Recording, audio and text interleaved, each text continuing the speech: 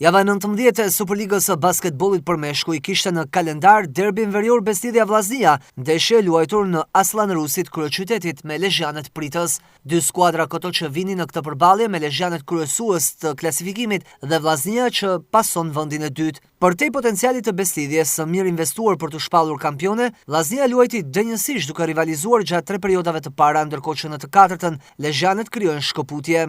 Kjo nisur dhe nga provokimet që njëri prej lojtarëve të huajt Beslidjes bënte gjatë të gjithë ndeshjes ndaj lojtarit shtatlar të Vllaznisë Klajdi Kiri, por që në këtë periudhë mbërrin kulmin, ku fal reagimit të basketbollistit kuqeblu gjyqtari ndëshkon atë me teknik duke e përjashtuar nga ndeshja.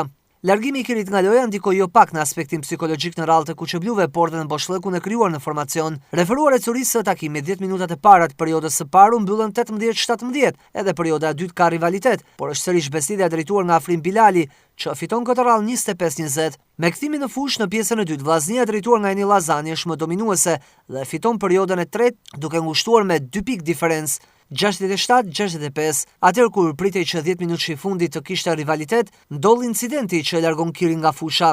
Beslidja e shfrytëzon mirë dhe fiton 25-5 këtë periudhë dhe gjithë ndeshjen 95-70. Pas javës së 19, Lezhjanet kryesojnë me 36 pikë, 2 më shumë se Vllaznia vendi të dytë, ndërkohë që në vend të 3 dhe të 4 renditen Tirana dhe Apolonia me 33 dhe 32 pikë.